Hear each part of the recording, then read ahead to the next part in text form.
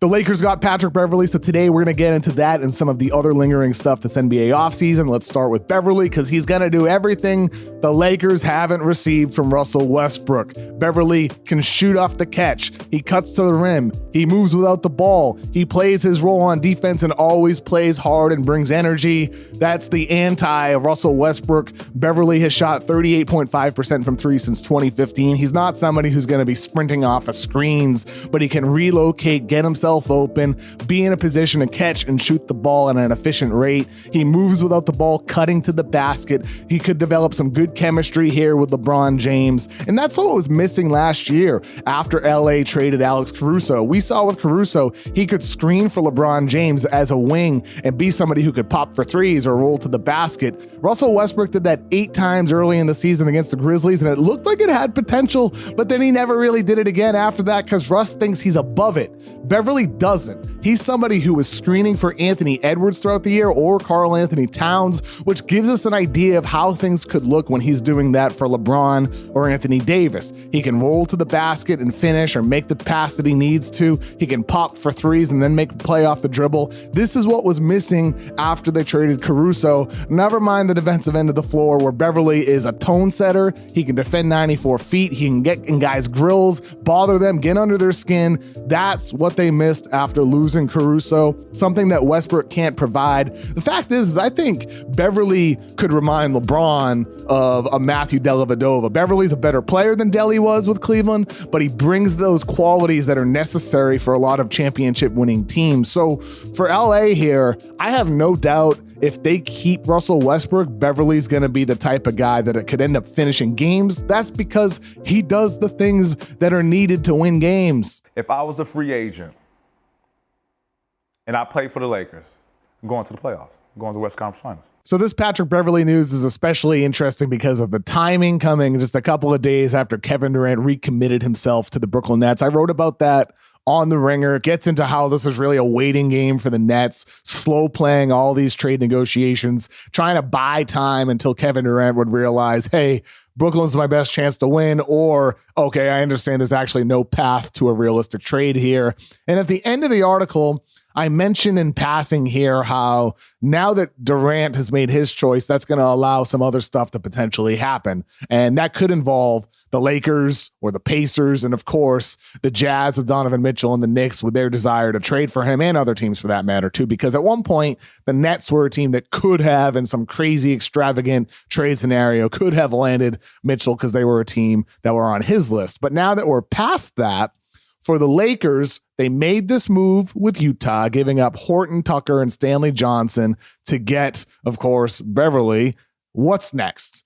I think for them, we're going to hear more about the potential for something straight up with Indiana for Miles Turner and Buddy Hield, or just one of those two guys, or something that combines all four of these teams, because I think their objectives align based off of what I'm hearing is desired from Utah, from Indiana, from New York, and the Lakers fit right into that. So let's get into some trade ideas that fit what could end up happening in the coming weeks. All right, so let's get into this on Fanspose Trade Machine. Best one out there. You can already see Russell Westbrook, Miles Turner, Donovan Mitchell, all these names mentioned at the top, and that's for good reason here. So let's add the Lakers.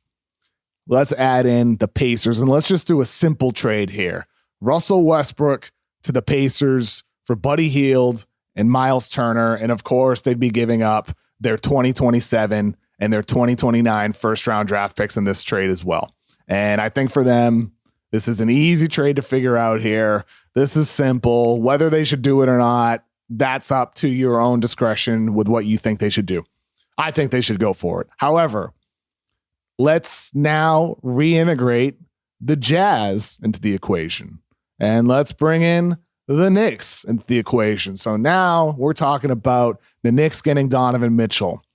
The Lakers, if they give up Russ's $47 million contract, they get back Hield, they get back Turner. Those guys amount to $39 million.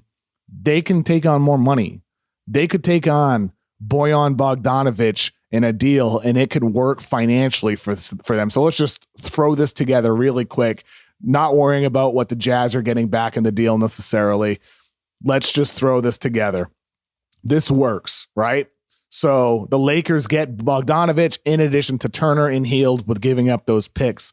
There's something there that works there. You could potentially split those picks up. You could have it say top 25 or top 20, it goes to Indiana. If it's 21-30, it goes to Utah. You could structure a deal to work like that so there's incentive for the Jazz to actually complete that trade. And all those other pieces, no matter how you want to work that out, you could have Fournier go to the Lakers instead of Bogdanovich. You could have Russell Westbrook go to the Jazz instead of going to the Pacers, and they're the team that actually wants to take on salary. It might be Indiana that ends up wanting some of the quality talent that the Knicks would have to give up, because what I'm hearing is that Indiana, with their roster, Mathurin, they got Halliburton, they have these quality young players. The Pacers want to win games. They want to be a team that can compete this year, or at least be in the running for the play-in tournament. So they don't want Russell Westbrook. The Utah Jazz have already been connected to Russ as a team that could absorb him either as like a prove-it year to try to restore his value, like Chris Paul did his year with Oklahoma City, or they just buy him out. One of the two. Like, it doesn't matter. They're the type of team that would actually take on Russell Westbrook. Indiana wants talents. So they want talent. They want picks. There's something there, I think, in terms of what the objectives are of the Pacers. The Jazz, a rebuilding team, they want to tank for Victor Wembanyama. And then the Knicks, of course, they want Donovan Mitchell. So you can dress this up however you want. Personally, I really like the idea of Bogdanovich with that Lakers lineup. That's my preference more so than Julius Randle or Evan Fournier. So, add however many picks you want here going to the Jazz from the Knicks. So we're not going to go all through that. This is a video about really what's just lingering. All that stuff is going to be negotiated. The point is that if these four teams were to get together, there's a way for the Lakers to end up with three guys and not just two guys, which I think makes it a lot more reasonable to give up unprotected picks in 27 and 29. So there's some reason for these teams to make a bigger four-way trade. Let's just talk strictly about the Lakers, though, because I think with them, it really shows the importance of making a move when you look at the lineup as is. These top 10 guys on the roster, I mean, this is a good team. They don't have enough shooting. They don't have enough lineup versatility with the types of combinations that they can put out there. If they just get Turner and Hield, that adds a lot of what they're missing. You can play with two bigs. You can play with one big. You have shooters. Buddy Hield adds a lot there, but I still think they need one more guy in that front court, like a Bojan Bogdanovich. He just makes a lot of sense to me because he can play with those guys. He can play without them. If AD's out, you can slide him in there. You can play a little smaller. The combinations just make a lot of sense, especially as you strip it down to like an 8 or 9-man playoff rotation. Just think about what Darvin Ham could do with the top 8 of this rotation. You could lean towards defense with two bigs, Turner, Davis, James, Walker, Beverley, or you could just do it with one big with Reeves in there instead of Miles Turner, or you could lean towards offense, plug in Bogdanovich and Hield instead of Walker and Reeves.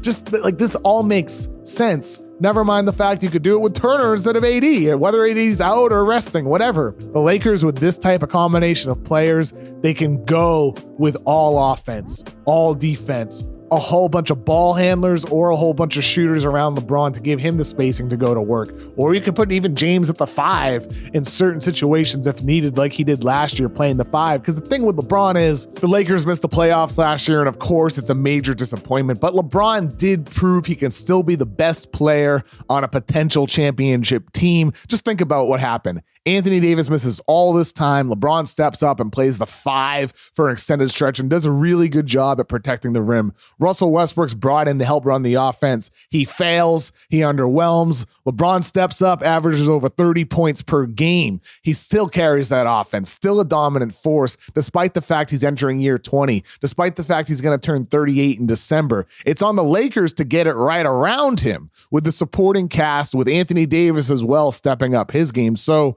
the Lakers should feel pressured to get it right, because front offices are only going to be remembered for failing to put the pieces around these star level players like LeBron James. So maybe for them, you wait until the season. Maybe there's a cheaper option that becomes available. Maybe you want to see if Anthony Davis looks like his prime self.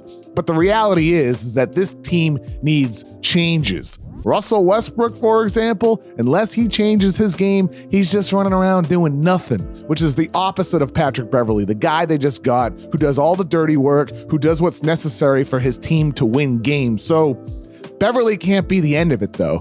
Beverley needs to just be the start. The Lakers have to do far more to return to championship contention.